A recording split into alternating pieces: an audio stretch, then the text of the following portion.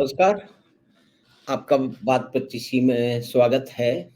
तो बात 25 में हम आज बात कर लेते हैं कि शेयर बाज़ार में जो उथल-पुथल हो रही है, जो बताया जा रहा है कि बहुत दिनों से कुछ अनिश्चित स्थिति है, तो उसके कारण क्या है?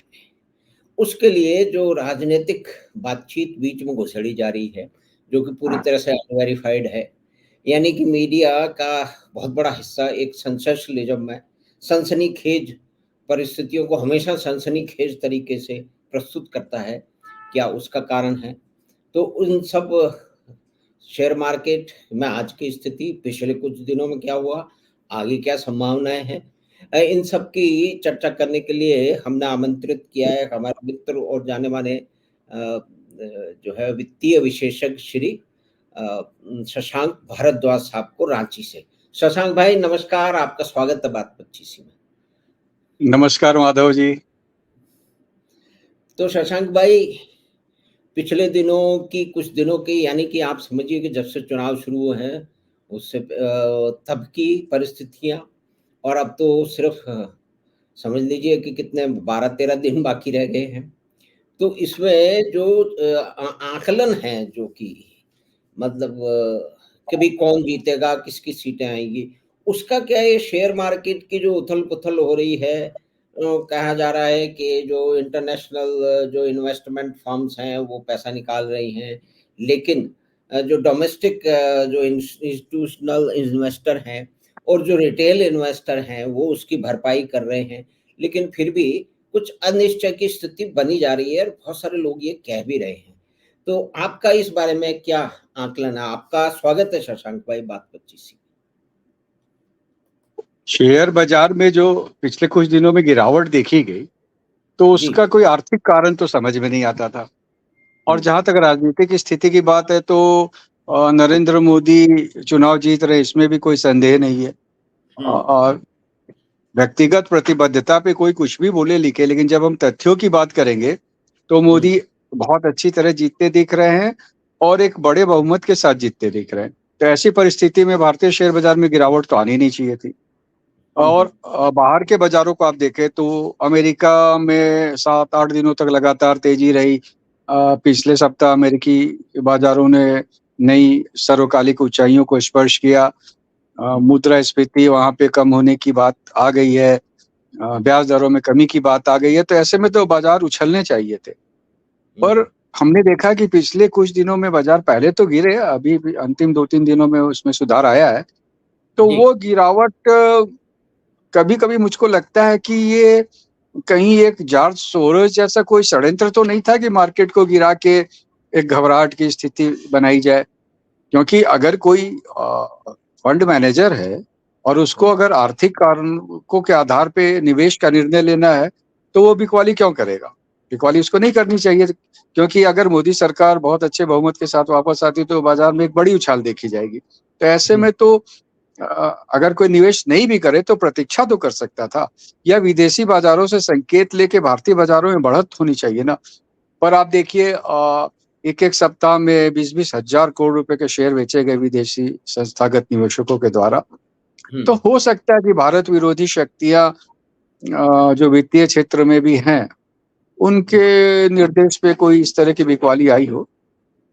मुझे ये लगता है कि आर्थिक कारक जितने अच्छे हैं, अ, हुँ, विनिर्माण क्षेत्र में हम अच्छा कर रहे हैं, अर्थव्यवस्था की गति अच्छी है, भारत में भी मुद्रास्फीति कम होने की बात है, मानसून अच्छा आने की बात है, अ, डीमैट संख्या बढ़ते जा रही है, घरेलू निवेशक बड़े खरीदार हैं हुँ, और मार्केट एक उचित मूल्यांकन पर खड़ा है।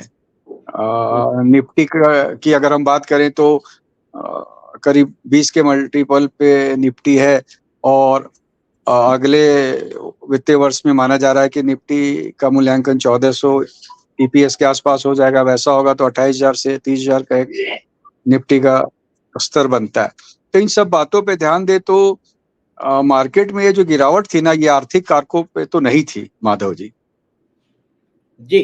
तो आप मान रहे हैं कि जो अभी जो वैल्यूएशन है, जो भी मूल्य है वास्तविक रूप से जो है मुख्य जो भी शेयर हैं तो उनका आप कह रहे हैं कि मूल्यांकन बिल्कुल सही के आसपास है, मतलब ओवर वैल्यूड नहीं है, आप ये कहना चाह रहे हैं। अधिकांश शेयरों में ऐसी ही बात है। और मार्केट तो भविष्य में क्या होगा, भविष्य में व्यापार कितना बढ़ेगा, लाभ कितना बढ़ेंगे, इस पे कार्य करता। तो जी। मोदी सरकार आने के बाद तो ये निश्चित है कि आर्थिक गतिविधियां बढ़ेंगी, व्यापार बढ़ेगा, भारत तीसरी अर्थव्यवस्था बनने की ओर बढ़ेगा। तो इन सब के आधार पे, इन मूल्यांकनों पे तो शेयर इकट्ठे किए ही जाने चाहिए।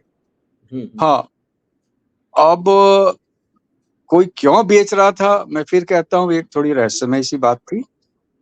जी। और आप अगर अंतिम 4 दिनों का व्यापार देखें, तो उसमें जो मोदी के प्रिय शेयर थे, मैं ये नहीं कह रहा कि मोदी का उनमें निवेश है, लेकिन मोदी को लगता था कि पीएसयू शेयर अच्छे हैं, रक्षा शेयर अच्छे हैं, बैंकिंग शेयर अच्छे हैं, जी। तो उन सब शेयरों में बहुत बड़ी बढ़त देखी गई है। और ये बढ़त तभी रहेगी या आई होगी जब मार्केट को ये विश्वास हो गया होगा कि मोदी बहुत बड़ी बहुमत के साथ वापस आ रहे हैं। माधव जी, जो शेयर बाजार के लोग होते हैं ना, बड़े लोग, उनका भी अपना एक खुफिया तंत्र होता, जी। जिसके जी। माध्यम से वो पता करते रहते कि चुनाव में क्या हो रहा, कहाँ पे कौन जीत रहा, किस दल का पलड़ा भारी है। और जैसी बड़ी तेजी देखी गई शेयर विशेषों में, रेलवे के शेयर में, रक्षा के शेयरों में, सरकारी बैंकों में, अन्य सरकारी उपक्रमों के शेयरों में, वो साफ दर्शाता है कि मार्केट को ये पता चल गया है कि मोदी बहुत बड़ी जीत की ओर हैं। और तभी इस तरह के गतिविधियां देखी गई, इस तरह का उछाल देखा गया। माधव जी। तो जी, तो एक तो ये बात है कि जैसे पहले हिंडनबर्ग के समय में हुआ था कि बहुत सारी जो विदेश में बैठे हुए लोग हैं, जो कि शॉर्ट सेलिंग करके पैसा कमाना चाह रहे थे, और उन्होंने चिह्नित करके अडानी समूह के बारे में कई तरह की भ्रांतियां फैलाई, और जिसका बाद में जो है वो बहुत सारी भारतीय सरकारी संस्थाओं ने, सेंट्रल गवर्नमेंट की एजेंसीज ने, सेबी वगैरह ने कहा कि इसमें कुछ ज़्यादा नहीं है, कोई धरातल नहीं मिल रहा है इसका। तो एक तो कारण वो हो गया।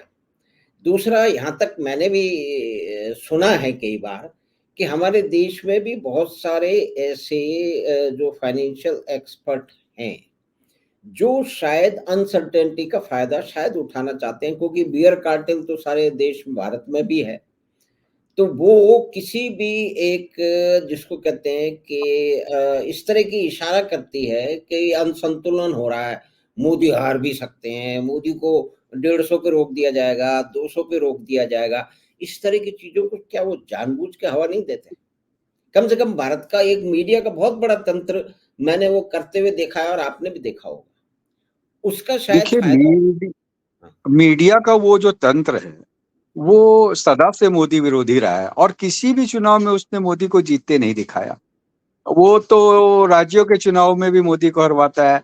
तो हुँ। उसका जो रुदालीपन है, उससे ज्यादा चिंतित होने की आवश्यकता नहीं। अगर शेयर बाजार को ये क्षणिक भी लगता, किंचित मात्र भी लगता हुँ। कि मोदी नहीं आएंगे, तो जो हम तेजी शेयर विशेषों में पिछले 3-4 दिनों में देखे हैं, वो तेजी नहीं दिखती। यहाँ तक कि अदानी के शेयर भी काफी बढ़े, 7-7, 8-8% की वृद्धि हुई। तो ये हुँ। तभी होगा जब मार्केट पूरी तरह से आश्वस्त है कि मोदी जीत के आएंगे। अब कोई जीत हार की भविष्यवाणी कुछ भी कर दे, लेकिन कुछ आधार तो होना चाहिए ना, कि आप किस आधारों पे कह रहे हैं कि सीटें कम होंगी या अधिक होंगी, दोनों के। तो अगर आप उस दृष्टिकोण से देखेंगे तो मोदी की लोकप्रियता पिछले कार्यकाल से अधिक है, इससे इनकार नहीं किया जा सकता।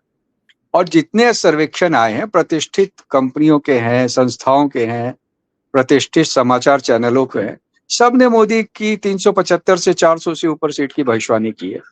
तो वो गोदी मीडिया का आप उस पे आक्षेप लगा के सोचेंगे कि वो अपनी प्रतिष्ठा के साथ खिलवाड़ करेंगे, ऐसा नहीं हो सकता। उनके लिए उनका चैनल महत्वपूर्ण है। तो वो कोई गलत बात को बढ़ावा देंगे, ऐसी बात नहीं होती है। दूसरी बात ये है कि विभिन्न राज्यों की स्थिति आप देखें, जहाँ परिस्थितियाँ कैसे बदली हैं, किनका गठबंधन किनके साथ हुआ है, कहाँ कौन खड़ा हुआ है। तो इन सब बातों के आधार पे मोदी बहुत ही आगे हैं और मीडिया जो मोदी विरोधी है, मोदी विरोधी मीडिया, मैं मीडिया मोदी विरोधी नहीं कह रहा, वो तो लगातार मोदी के विरुद्ध बातें करता है, लेकिन मुझको लगता है कि जनता ने अपना मनोभाव बना लिया है और मोदी को एक बहुत बड़ी जीत मिल रही है और ये जीत मिलेगी तो शेयर बाजार में बहुत बड़ा उछाल आएगा और शेयर विशेष में तो एक अद्भुत सी तेजी देखने को मिल सकती है माधव जी। तो ये जो अद्भुत सी तेजी जो जिन शेयरों में या सेक्टर में आप बता सके, तो मेरे ख्याल में कई लोगों को उस चीज की जानकारी में बड़ी उत्सुकता रहेगी। तो कौन से सेक्टर हो सकते हैं और कुछ स्पेसिफिक, और फिर हम ये बात रिपीट करना चाहते हैं कि ये कोई इन्वेस्टमेंट एडवाइस नहीं है।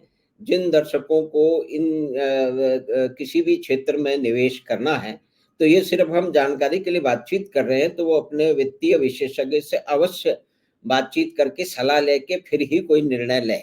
हाँ, तो शशांक भाई, कौन से सेक्टर, अगर जिस तरह से माना जा रहा है कि एक जो बेटर मैनेजमेंट है इकोनॉमी का बहुत सारे सेक्टर में, चाहे वो इंफ्रास्ट्रक्चर का डेवलपमेंट हो, चाहे जो पीएसयू का के अधिक काम धंधे हो और उनके वैल्यूएशन की बढ़त हो, जीडीपी की बढ़त हो, और जितनी भी विश्व की गणमान्य और जो प्रतिष्ठित निवेश की सलाह देने वाली कंपनियां हैं, आईएमएफ है, वर्ल्ड बैंक है और सारे लोग हैं, वो जो चीज देख रहे हैं उसके प्रतिबिंब हमारे मीडिया में क्यों नहीं दिखाया जाता।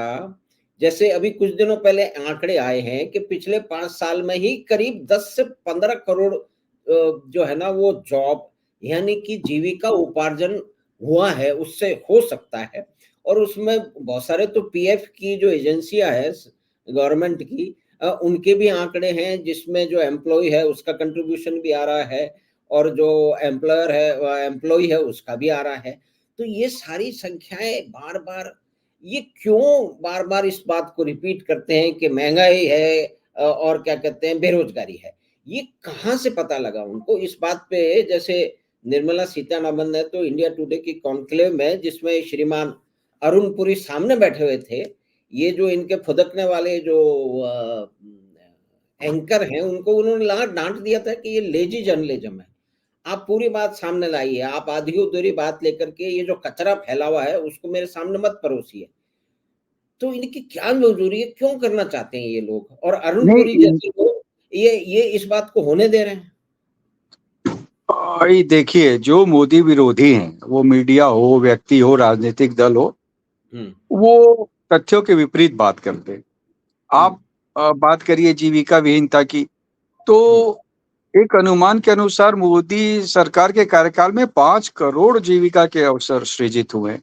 चाहे वो मुद्रा लोन के माध्यम से हुए हों या अन्य सरकारी योजनाओं के माध्यम से हुए हों। एक ये बहुत बड़ा आंकड़ा है। एक रिपोर्ट आई थी कि मात्र 2% अत्यधिक निर्धन भारत में रहे हैं और निर्धनता कम करने में बड़ा काम हुआ है। तो आरोप लगाने को आप कुछ भी लगा दो, लेकिन तथ्य इनके पास है नहीं।